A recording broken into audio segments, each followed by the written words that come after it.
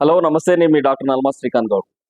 ఇలా రాష్ట్ర ప్రభుత్వం ఏదైతే తెలంగాణ విద్యా కమిషన్ అనేటువంటి ఏర్పాటు చేసిన తర్వాత తెలంగాణ విద్యా కమిషన్ సంబంధించిన చైర్మన్ గా ఉన్నటువంటి ఆకునూరు మురళి గారు ఈ తెలంగాణ రాష్ట్రంలో ఉండబడేటువంటి ఒక 50 సంవత్సరాలు 60 సంవత్సరాలు పైబడిన చరిత్ర ఉండబడేటువంటి ఇంటర్మీడియట్ కళాశాలను కాలగర్భంలో కల్పించేటువంటి నిర్ణయానికి ఈరోజు శ్రీకారం చుట్టిల్లు.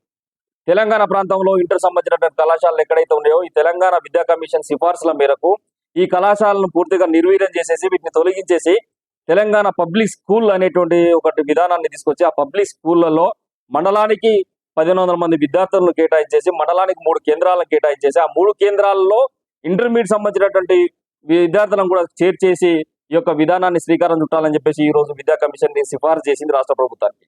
ఇలా తెలంగాణ సంబంధించినటువంటి దాంట్లో ఈ యొక్క 50-60 సంవత్సరాల చరిత్ర ఉండబడేటువంటి ఇంటర్మీడియట్ కళాశాలలకు సొంత భవనాలతో పాటు సొంత భూములు కూడా కలిగి ఉన్నారు.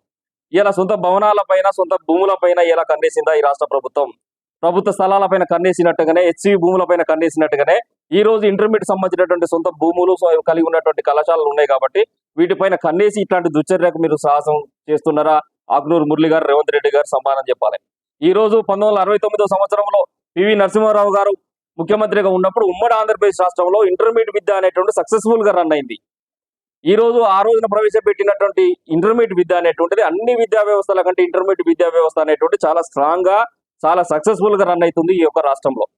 దరిదాపుగా ఈ యొక్క ఇంటర్మీడియట్ విద్యా విధానం ద్వారా ఐపీ పాస్డ్ అవుట్ అయినటువంటి విద్యార్థులు 15 నుంచి 20% మంది ఐఐటీలకు కానీ IIITలకు కానీ అదేవిధంగా ఎన్ఐటీలకు కానీ అదేవిధంగా ఈ విద్యార్థులు ఎన్ఈటీలకు కానీ ఈ రోజు బయటికి పోతున్న నీట్ సంబంధించినటువంటి వాటికి బయటికి పోయి ఈ రోజు ఉత్తీర్ణత సాధిస్తున్నటువంటి విద్యార్థులు ఉన్నారు. గ్రామీణ ప్రాంతాలకు సంబంధించినటువంటి విద్యార్థులకు ఆయువు పట్టు లాంటి ఈ యొక్క మండల కేంద్రంలో నడిచేటువంటి ప్రభుత్వ ఇంటర్మీడియట్ కళాశాలలు. మరి ప్రభుత్వ ఇంటర్మీడియట్ కళాశాలలు ఏవైతే మండల కేంద్రాలు నడుస్తున్నాయో వాటి పైన మీకు కన్నెందుకు పడ్డది? వీటిని పాఠశాల విద్యలో పబ్లిక్ విద్యా వ్యవస్థలో కలపడం ద్వారా పాఠశాల విద్యకు సంబంధించినటువంటి అకాడమిక్ క్యాలెండర్ కి ఇంటర్మీడియట్ విద్యా సంబంధించిన అకాడమిక్ క్యాలెండర్ కి నక్కకు నాగులో కనుక్కున్నంత దూరం ఉన్నది కదా. ఈ రెండింటిని ఎట్లా సమన్వయం చేద్దాం అనుకుంటున్నారు? ఆకునూరు మురళి గారు సమాధానం చెప్పాల్సినటువంటి అవసరం ఉన్నది. ఈ రాష్ట్రంలో 430 సంబంధించినటువంటి ప్రభుత్వ ఇంటర్మీడియట్ కళాశాలలు మండల కేంద్రంలో నడిస్తే సుమారు 1,60,000 పైచీలకు విద్యార్థులు ఈ యొక్క మండల కేంద్రంలో ఉండబడేటువంటి ఈ యొక్క ఇంటర్మీడియట్ కళాశాలలో విద్యను అభ్యసిస్తున్నారు. కేవలం పరీక్ష ఫీజు కట్టుకొని విద్యను అభ్యసిస్తున్నారు. వివిధ ప్రాంతాల నుంచి బస్సు పాసులు తీసుకొచ్చుకొని ఈ విద్యను అభ్యసిస్తున్నారు. ఇట్లాంటి గ్రామీణ ప్రాంతంలో ఉండబడేటువంటి బడుబలైన వర్గాలకు సంబంధించినటువంటి బిడ్డలకు, దళిత బిడ్డలకు, గిరిజన బిడ్డలకు ఈ యొక్క ఇంటర్మీడియట్ విద్యను దూరం చేద్దాం అనుకుంటున్న ఆకునూరు మురళి ఈ యొక్క రాష్ట్ర ప్రభుత్వం సమాధానం చెప్పాల్సినటువంటి అవసరం ఉన్నది. ఈ రోజు 1500 మంది విద్యార్థులను ఒక ప్రాంతంలో పెట్టి మధ్యాహ్న భోజన పథకాన్ని ఏ విధంగా సక్సెస్ ఇస్తారో మీరు సమాధానం చెప్పాలి ఆకునూరు మురళి గారు. ఇలా ఇంటర్మీడియట్ సంబంధించినటువంటి ప్రైవేట్ కళాశాలల పైన ఫీజులు దోపిడీ అనేక రకాలుగా జరుగుతుంది. కార్పొరేట్ విద్య అనేటువంటి ఫీజుల నియంత్రణ లేకుండా తీవ్ర స్థాయికి చేరితే వీటిపైన విద్యా కమిషన్ కు కళ్ళు కనపడవు. వీటిపైన చర్యలు తీసుకోవడానికి, నియంత్రణ చేయడానికి విద్యా కమిషన్ కు కనపడవు. గురుకులాలు నిర్వీర్యం అయిపోయి, గురుకులాలు విషతుల్యం అయిపోయి, గురుకుల బిడ్డలు 100 మంది చనిపోతున్నా మీకు విద్యా కమిషన్ కళ్ళు కనపడట్లేవు. ఇలా హాస్టల్లో ఉండబడిన విద్యార్థులకు కనీసం యూనిఫామ్ పైన షూస్ లేకుండా, కనీసం స్పోర్ట్స్ ఆడేటువంటి పిల్లలకు స్పోర్ట్స్ షూస్ లేకుండా, పడుకోవడానికి జంపకాన్లు, దుప్పట్లు, మ్యాట్రిక్స్ లేకుండా, ఆడపిల్లలకు బాత్రూమ్స్ లేకుండా అరిగోసపడుతుంటే విద్యా కమిషన్ కు కళ్ళు కూడా కనపడట్లేవు. కానీ అడ్డమైనటువంటి సిఫార్సులు చేసేసి ఈ రాష్ట్రంలో సక్సెస్ఫుల్ గా నడుస్తున్నటువంటి ఇంటర్మీడియట్ విద్యా విధానాన్ని ఎత్తివేయడానికి నువ్వెవరు ఆకునూరు మురళి సమాధానం చెప్పాల్సినటువంటి అవసరం ఉన్నది.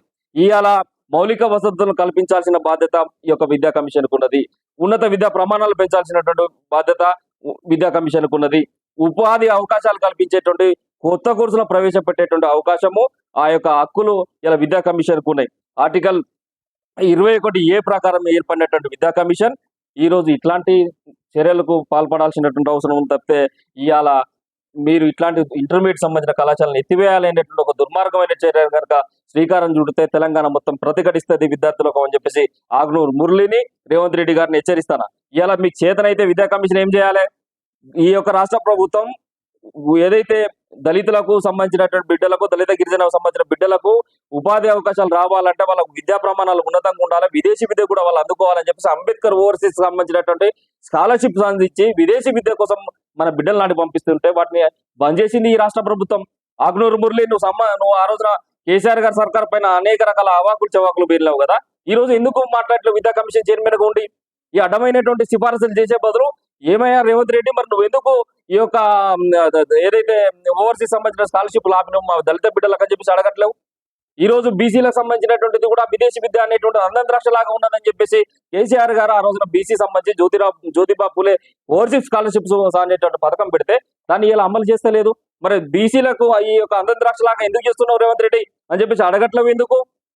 ఓవర్సీస్ విద్యా విధానాన్ని ప్రవేశపెట్టి వాళ్ళ స్కాలర్షిప్ ఇవ్వాలని అడగట్లేవు. ఈ రోజు రియంబర్స్మెంట్ లేవు, సర్టిఫికేట్లు తీసుకుందామంటే పిల్లలకు ఎక్కడ కూడా రియంబర్స్మెంట్ లేనటువంటి పరిస్థితులలో దయనీయమైన పరిస్థితుల్లో విద్యార్థులు ఉన్నారు. మరి దీనిపైన విద్యా కమిషన్ ఎందుకు స్పందించట్లేదు? జీవో నెంబర్ 21 ద్వారా యూజీసీ సంబంధించిన నిబంధనలు అన్నింటి కూడా తొంగలో దొక్కి అసిస్టెంట్ ప్రొఫెసర్ల నియామకానికి రాష్ట్ర ప్రభుత్వం ఒడిగడుతుంటే విద్యా కమిషన్ ఏడ నిద్రపోతుంది? విద్యా కమిషన్ ఏం చేస్తుంది? సమాధానం చెప్పాలి కదా దీనికి. ఇవన్నీ చేయకుండా అడ్డమైనటువంటి సిఫారసులు చేసేసి ఇంటర్మీడియట్ విద్యా విధానాన్ని కనుక మీరు అధోపాతాలానికి తొక్కాలని కనుక చూస్తే మాత్రం తస్మత్ జాగ్రత్త ఆకునూరు మురళి, రేవంత్ రెడ్డి అని చెప్పేసి ఈ సందర్భంగా వారిని హెచ్చరిస్తున్నా. విద్యార్థి లోకం నుంచి తీవ్రమైన ప్రతిఘటన వస్తుంది ఈ సిఫారసులను కనుక రాష్ట్ర ప్రభుత్వం అమలు చేస్తే.